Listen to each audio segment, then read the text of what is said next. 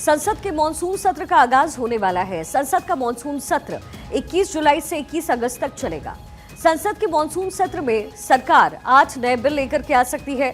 सरकार जिन 8 बिल को लेकर के आ सकती है उन बिल में मणिपुर जीएसटी संशोधन बिल, टैक्सेशन संशोधन bill, Jan Vishwas bill, IIM संशोधन बिल, माइंस एंड मिनरल संशोधन bill, geo heritage sites and geo relics bill, साथ ही नेशनल स्पोर्ट्स गवर्नेंस बिल होगा इसमें शामिल। नेशनल एंटी डोपिंग बिल भी शामिल होगा। संसद के मानसून सत्र के हंगामेदार रहने के भी आसार हैं। संसद के मानसून सत्र में कुल 21 बैठकें प्रस्तावित अभी तक हैं और इसको लेकर के तैयारी इस समय हो रही है। संसद का मानसून सत्र शुरू होने वाला है 21 जुलाई से 21 अगस्त तक संसद का मानसून सत्र चलेगा।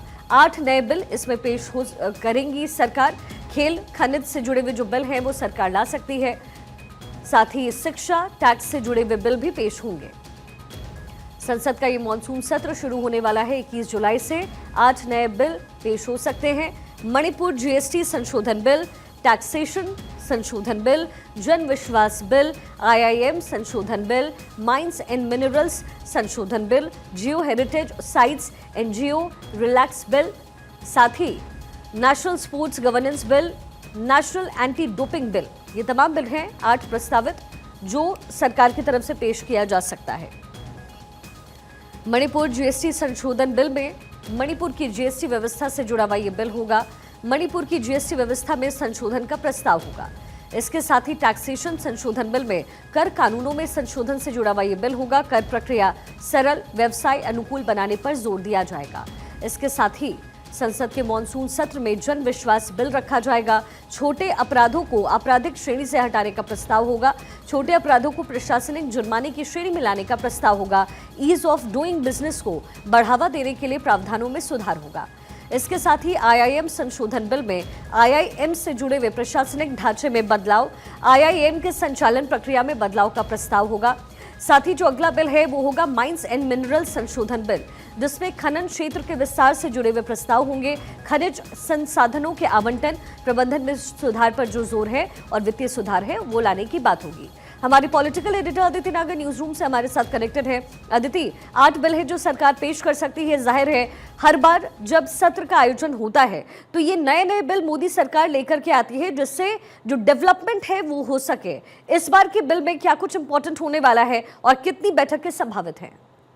बिल तो बेहद खास हैं, लेकिन इस बार के मानसून सत्र में राजनीति जबरदस्त होने वाली है। कल सोनिया गांधी ने शाम 5:30 बजे जब पूरी बैठक हुई कांग्रेस की, जिसमें यह तय किया गया कि किन मुद्दों पर सरकार को घेरना है। और आपको याद होगा कि ऑपरेशन सिंदूर 22 अप्रैल को जिस तरीके से पहलगाम में हमला होता है, उसके बाद भारत की तरफ से जवाबी कार्रवाई ऑपरेशन सिंदूर शुरू होता है, तब से लगातार विपक्ष की तरफ से ये मांग है कि एक स्पेशल सत्र बुलाया जाए चर्चा के लिए।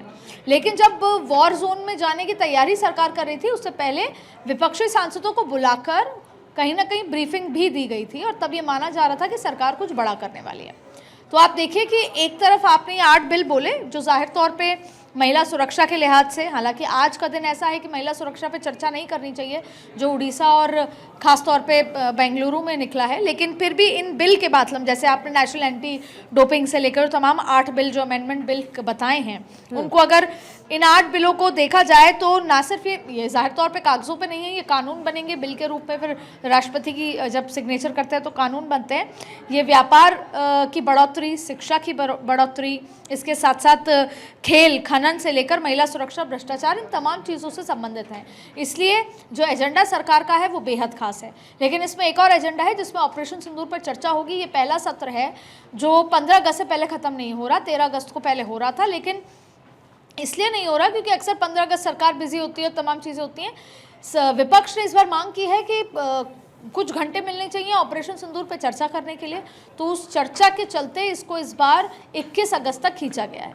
अब देखिए विपक्ष के मुद्दे क्या हैं। विपक्ष बात करना चाहती है ट्रंप को लेकर कि ट्रंप ने वॉर रुकवाई, इस बात का जो वो दावा करते हैं। विपक्ष बात तमाम उन मुद्दों पर करना चाहती है जैसे कि जाहिर तौर पे अब आज के बाद वो उड़ीसा पे जो जिस तरीके से महिला अपनी एक 20 साल की बच्ची ने आत्मदाह कर लिया, ज़ाहिर तौर पे उस पर बात होगी। वोटर जो SIR है उस पर एक डिटेल्ड चर्चा जो मांग करेगी या फिर उस पर हंगामा होगा, वॉकआउट नजर आएगा। और इस वॉकआउट के बीच में सरकार ये 8 बिल लेकर आ रही है जो बेहद खास हैं।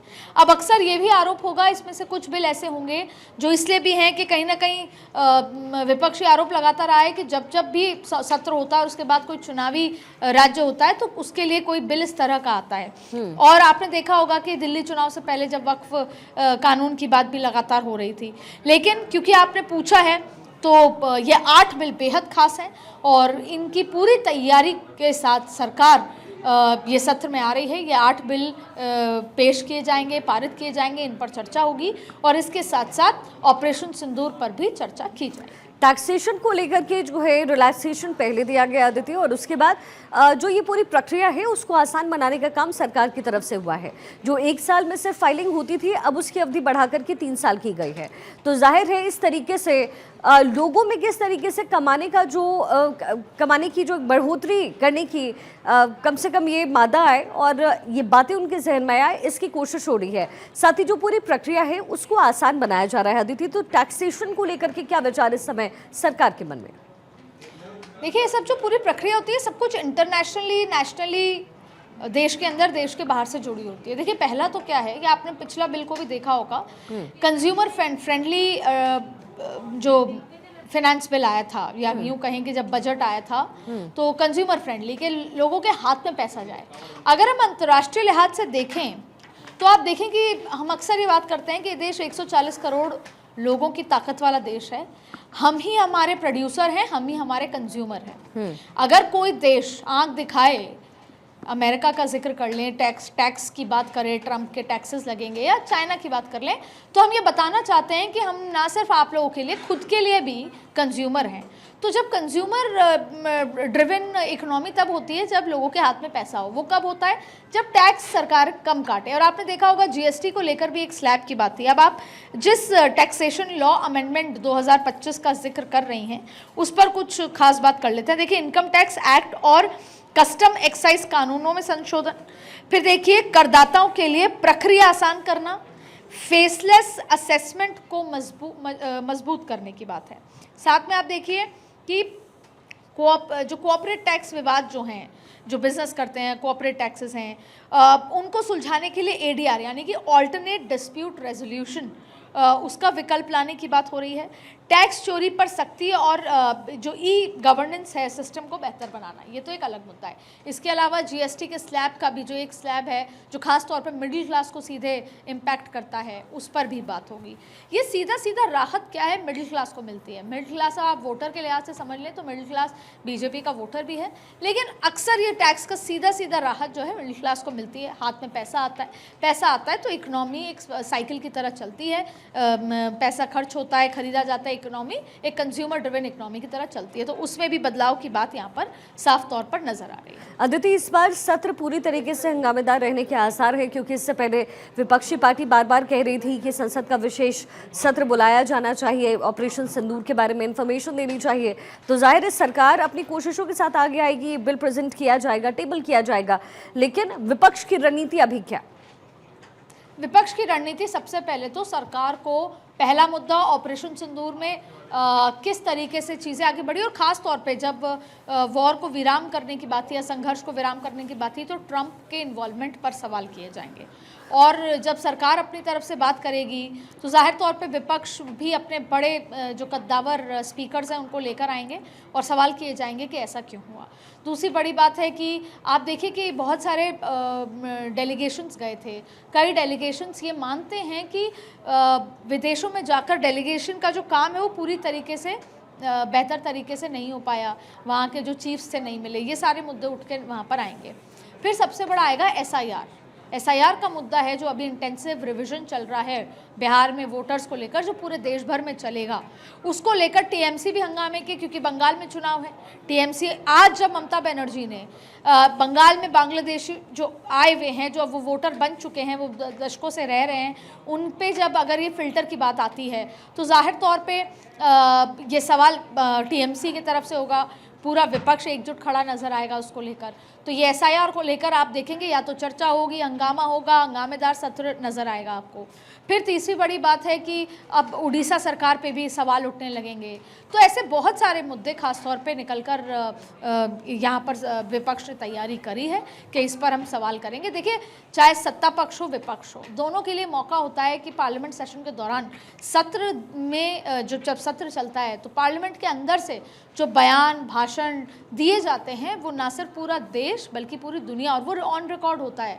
तो जाहिर तौर पे पार्लियामेंट में दी गई स्पीचेस हों, धरने हों, ये बहुत ज़्यादा इम्पैक्टफुल होते हैं। सरकार की इमेज को लेकर भी सवाल होता है और सरकार के तमाम तरीके के जवाब पर उसको लेकर इस बार के सत्र को लेकर सरकार भी कॉशियस है। सरकार चाहती है सुचारू रूप से चले और यही वजह है कि जब सत्र शुरू होगा तो फिर ऑल पार्टी मीटिंग होती है, उसमें सहमति बनती है कि जो आप कहेंगे उस पर हर बार की ये प्रक्रिया है, उसमें सहमति बनती है कि किस तरीके से आगे बढ़ना है, हमें किस किस पर डिस्कशन हम चाहते हैं, हम मांग करते हैं।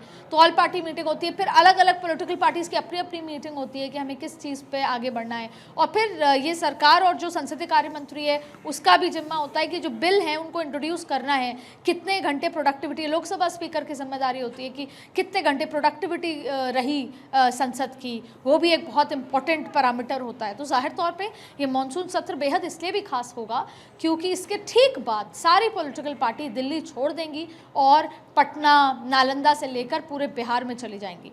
नरेंद्र मोदी के लगातार दौरे होंगे, अमित शाह के होंगे, राहुल गांधी के भी होंगे, तो जाहिर तौर पे अखिलेश यादव के भी होंगे। तो ऐसे में ये सत्र कैसा निकलता है, ये उसका अंत में ये तय किया जाएगा, जो रिजल्ट होगा वो तय करेगा कि बिहार चुनाव का आगाज किस पिच पर होता है।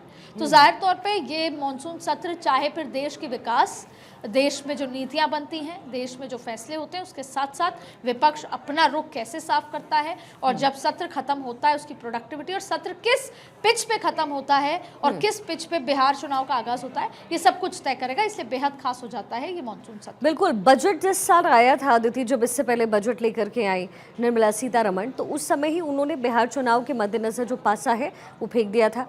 मखाना बोर्ड बनाने की बात कही गई, किस तरीके से कुर्सी के क्षेत्र में जो बदलाव, जो अमेंडमेंट किए जाएंगे, जो डेवलपमेंट किए जाएंगे, इसका जिक्र हुआ। एक तरीके से जो तैयारी है बीजेपी की बिहार चुनाव को लेकर के, ये उस समय बजट सत्र के दौरान देखने को मिला। लेकिन चूंकि चुनाव अभी बहुत नजदीक है अदिति, इसलिए जाहिर है इससे बीजेपी यहां भी कनेक्ट करके जरूर देखेगी।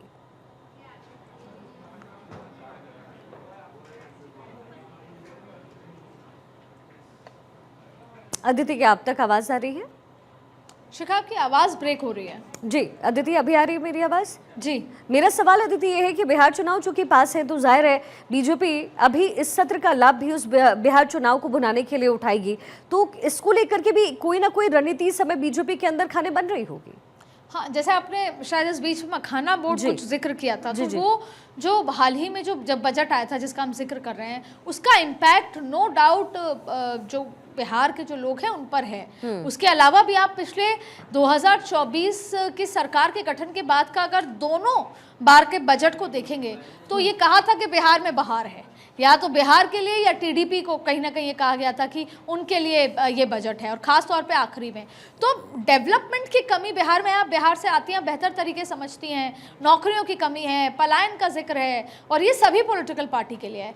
तो कोई ना कोई बड़ा फैसला पार्लियामेंट हाउस में भी एक इस चीज़ को लेकर हो सकता है, not particularly for Bihar, but इस तरह की स्थिति जिसका इम्पैक्ट बिहार में सीधा देखने को मिल सकता है। और ये ऐसा होता है जिसपे विपक्ष आरोप भी लगाता है कि जिस राज्य में चुनाव है कहीं ना कहीं उसको इन्फ्लुएंस किया जाता है।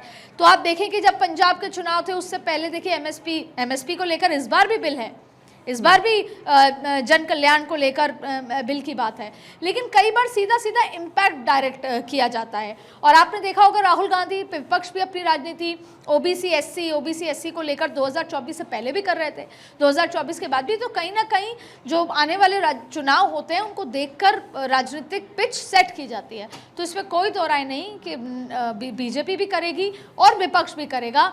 बिहार चुनाव के मद्देनजर अपनी राजनीति की पिच इसी मॉनसून सत्र से सेट की जाएगी। इस समय बिहार में जो है वो सियासी पारा बिल्कुल हाई है दीदी, और चिराग पासवान का रुख और रवैया भी बदला हुआ नजर आया है। चूंकि जिक्र हम इस समय सत्र को लेकर के कर रहे हैं, लेकिन ये तमाम बड़े मुद्दे हैं और जब मौजूदगी सभी सांसदों की वहां पर होगी तो जाहिर है जब पूरा सत्र हंगामेदार रहने की अगर उम्मीद है तो यहाँ पर हर कोई जो अपना पासा है वो फेंकता हुआ नजर आएगा, जो अपना गेम प्लान है वो बिहार चुनाव को लेकर खेलता हुआ नजर आएगा।